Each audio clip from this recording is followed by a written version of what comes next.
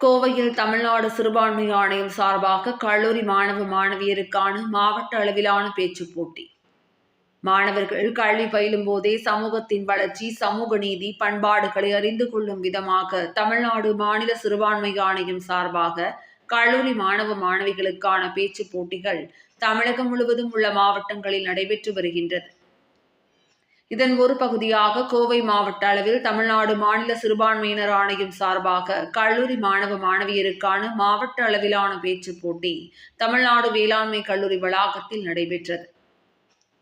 முன்னதாக போட்டிகளுக்கான துவக்க விழா தமிழ்நாடு சிறுபான்மை ஆணைய உறுப்பினர் முகமது ரஃபீக் தலைமையில் நடைபெற்றது.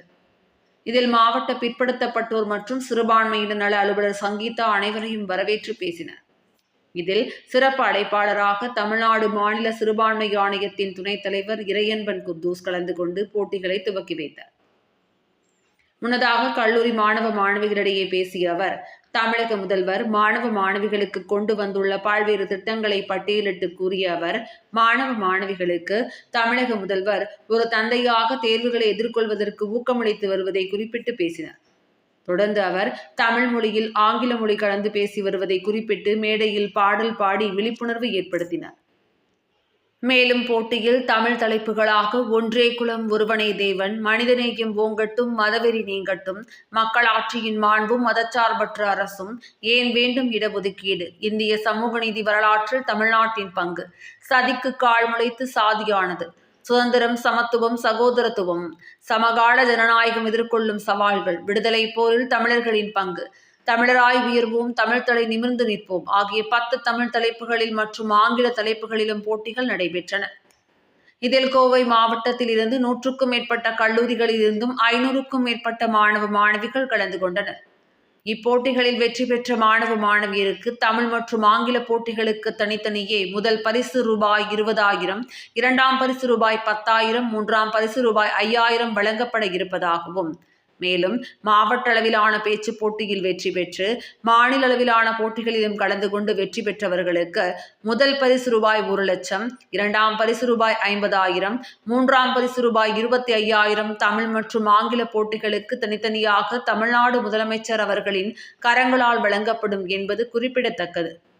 துவக்க விழாவில் மாநகராட்சி துணை மேயர் வெற்றி செல்வன், மாவட்ட கல்லூரி கல்வி இணை இயக்குனர் கலைச்செல்வி, நடுவர்கள், பல்சமய நல்லுறவு இயக்க நிர்வாகிகள் உள்பட பலர் கலந்து கொண்டனர்.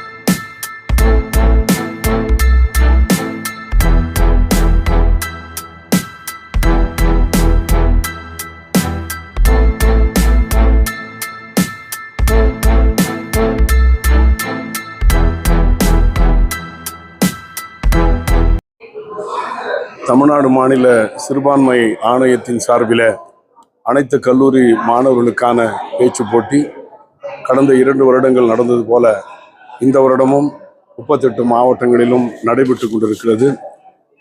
மாண்புமிகு தமிழக முதல்வர் உறங்கா புலியாக ஊரெல்லாம் சுற்றி திரிந்து உன்னத திட்டங்களை வழங்கிக் கொண்டிருக்கின்ற ஆற்றல் மிகும் தலைவர் தளபதி அவருடைய ஆணையேற்று அவருக்கு துணையாக இருந்து முதல்வருக்கு துணையாக துணை முதல்வராக இருந்து இரவு பகல் பாராமல் தமிழ் மக்களுக்கு உழைத்துக் கொண்டிருக்கின்ற ஆற்றல் மிகு இளம் தலைவர் துணை முதல்வர் அவருடைய ஆணையேற்று எங்களுடைய சிறுபான்மை நலத்துறையினுடைய அமைச்சர் மாண்புமிகு சாமு நாசரனுடைய ஆலோசனைப்படி இந்த போட்டிகள் நடந்து கொண்டிருக்கிறது.